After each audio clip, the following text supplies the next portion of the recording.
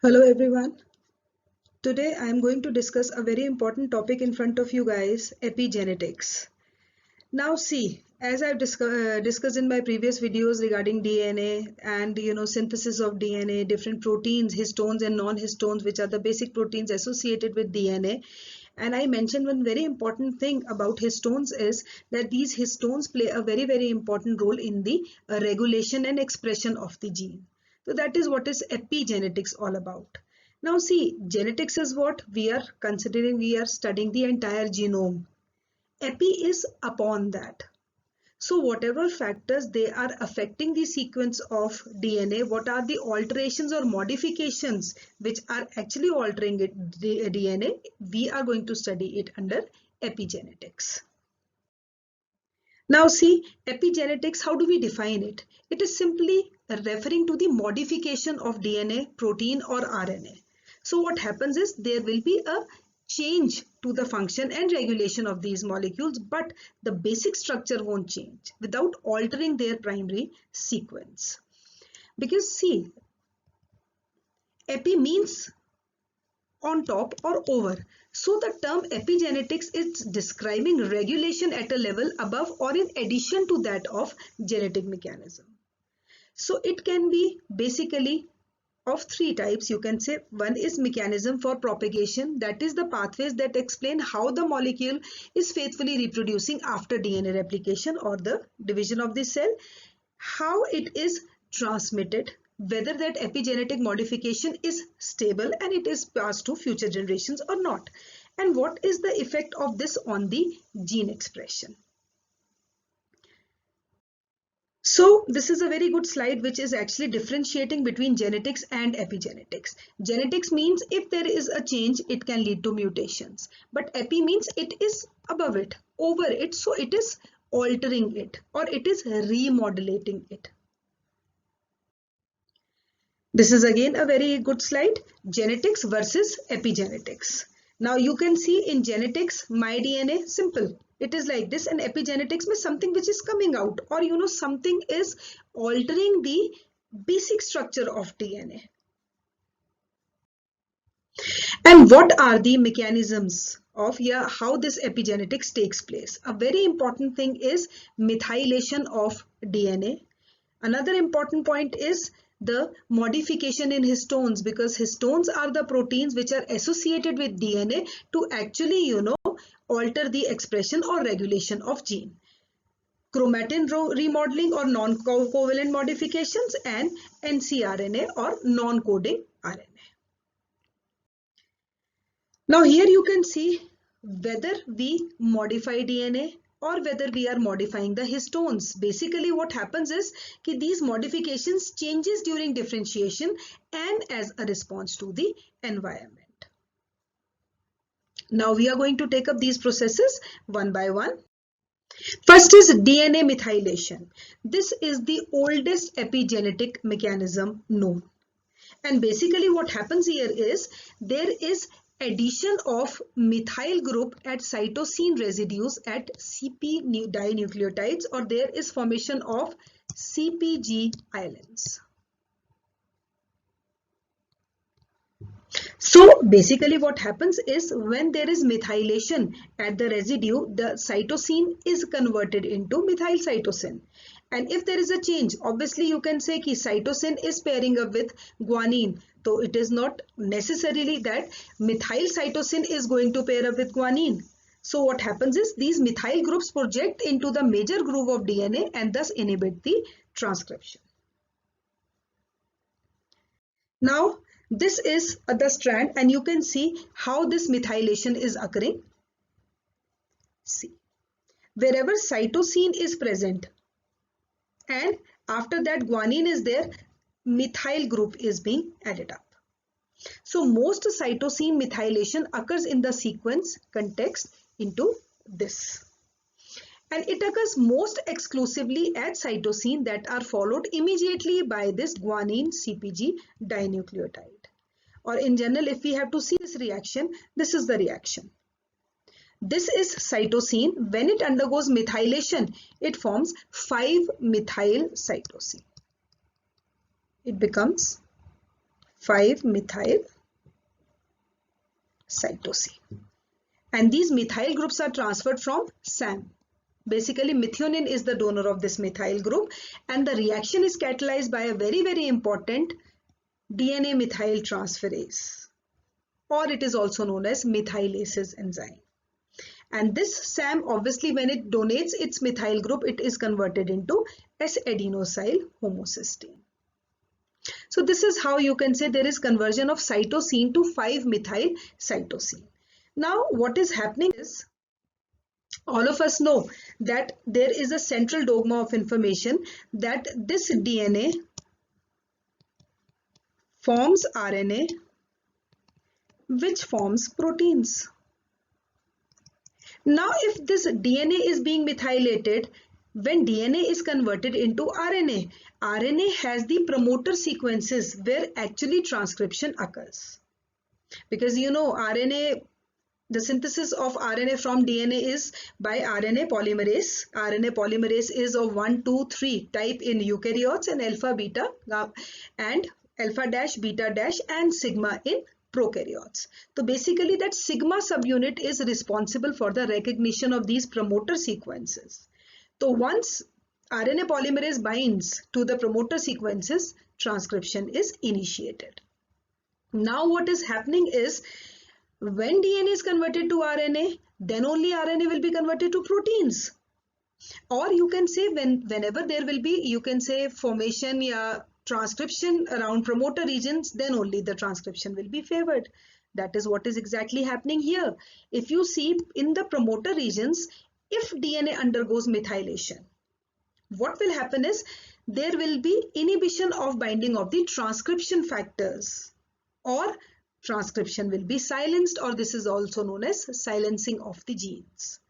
On the other hand, if promoter gene is non-methylated, means it has a normal DNA, you can say, it can bind with the transcription factor or the promoter sequences, or it will undergo transcription.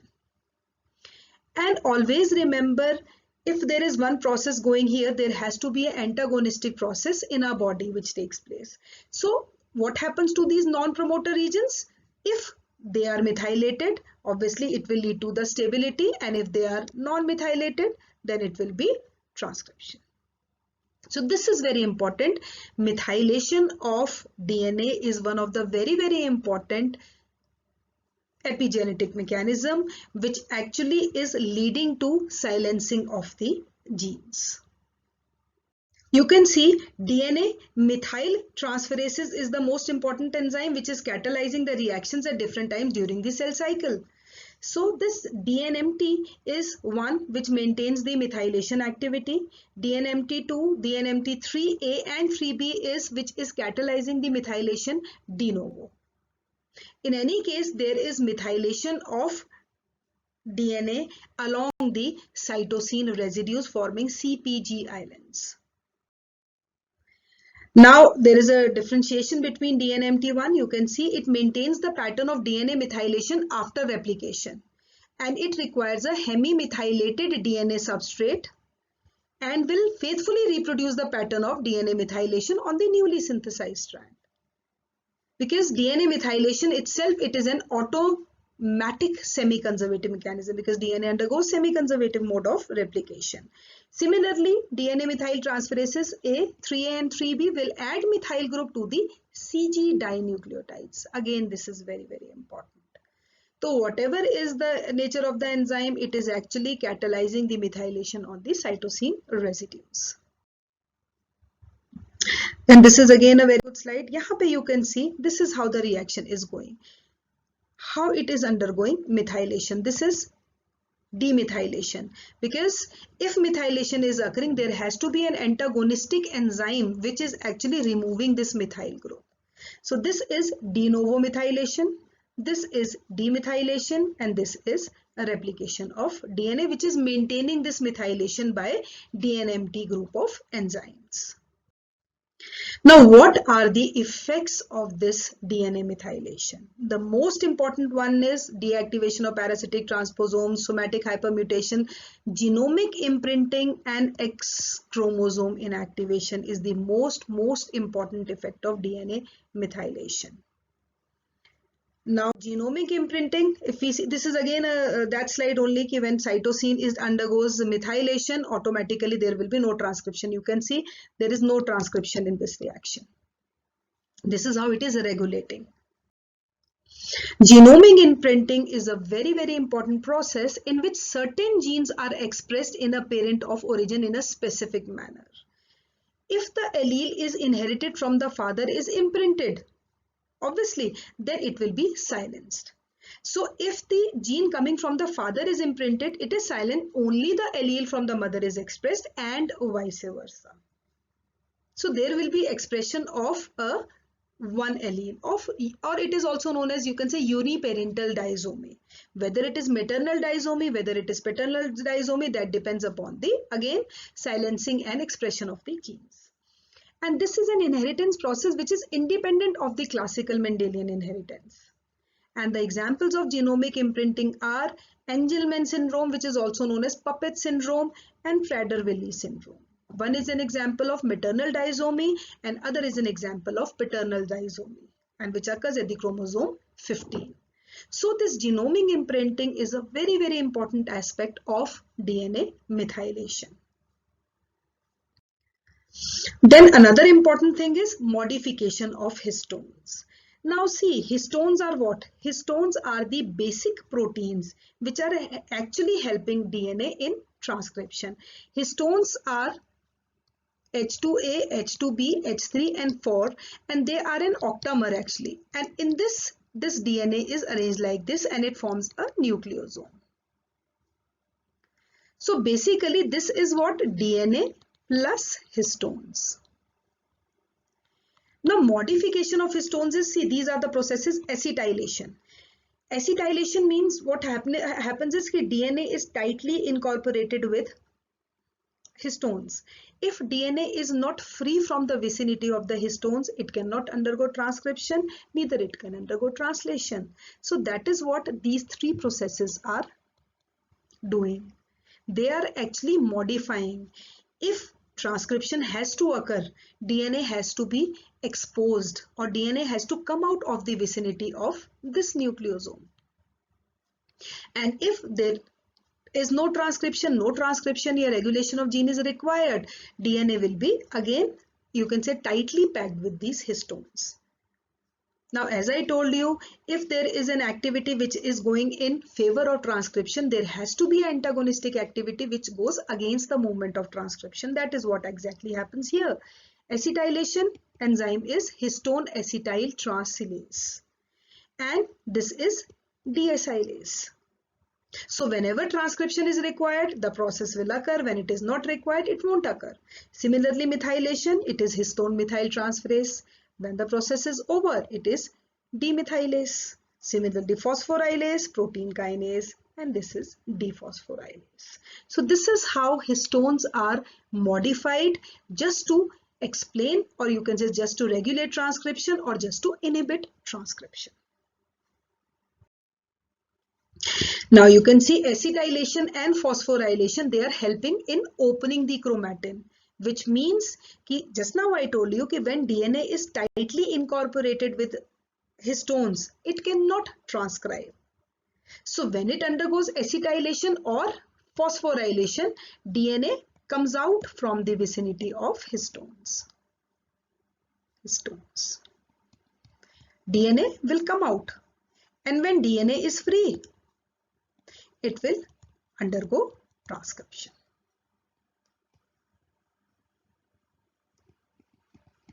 Parallel process is there, deacetylation and dephosphorylation. Dephosphorylation mein again DNA will be incorporated with this. Closed chromatin, gene silencing. Means histone and DNA are tightly packed now. When they are tightly packed, no question of transcription, no question of translation occurs, and the gene is silenced. This is again, you can see red marks. These red marks are depicting condense the chromatin, preventing the cell from, obviously means this is no transcription is there, red signal is there. So these are the epigenetic markers which are actually influencing the process. And these are the green dots, open the chromatin, allowing the gene to read. In a nutshell, I should say that when histones undergo acetylation and phosphorylation and methylation, they are what? They are activating it. On the other hand, if it is undergoing deacetylation, the reverse of this happens. Then it can lead to cancer also. You can see hypermethylation of CpG islands in the promoter of tumor suppressor genes are methylated. So what happens is tumor suppressor genes, when they are inactivated, automatically the tumor cells will be able to grow. So this is one of, again, this thing of DNA methylation or epigenetics. Then what is the effect of environmental chemicals on the epigenetics? This is again very, very important. One is cadmium ka if we see, cadmium interact with the methyl transferase DNA binding domain, interferes in enzyme DNA interaction and reduces the methylation of the genome. Arsenic, its detoxification is by enzymatic methylation using SAM depressed levels. So again, global DNA hypomethylation is there. Nickel, again harmful, replaces magnesium in DNA interactions. Magnesium is a very, very important element, mineral which keep DNA interactions intact. It is one of the, you can say, motif also. So when it replaces, it enhances chromatin condensation and trigger de novo DNA methylation, leading to again inactivation of the gene. And it also increases global H3K9 mono and dimethylation and increased DNA methylation and long-term gene silencing. Similarly, chromium is also one of the very, very important mineral which leads to lung cancers. So these are some of the minerals who actually affect on the changing the altering the DNA sequence. Then this is again a very important slide, effect of nutrition on epigenetics. Very, very important. See, for example, folic acid, vitamin B12, methionine, choline, betaine, they can affect DNA methylation and histone methylation through altering the 1-carbon metabolism. Similarly, pantothenic acid type of B complex is a part of coenzyme A to form acetyl coenzyme A, which is actually a source of acetyl group in histone acetylation. Soya bean, coffee and tea catechin affect DNA methyl transferases. So whatever, if they are inhibiting the, you can say, transacetylation, if they are inhibiting the methylation, thereby they are actually either initiating transcription or they are inhibiting the rate of transcription. So thank you so much. I think this epigenetics is clear to all of you. Just remember two important points about this. Epi means upon. So it is actually altering the sequence, but it cannot alter the genotype. And the two important methods which are leading to epigenetics are, one is DNA methylation and the other is acetylation, yeah, you can say change in the covalent modification of histones. So in this video, let's finish it here. In my next video, I am going to take up another very important topic, that is DNA repair mechanism. Very, very important. So if you are interested in studying this repair mechanism of DNA, don't forget to subscribe my channel. Thanks a lot. Take care.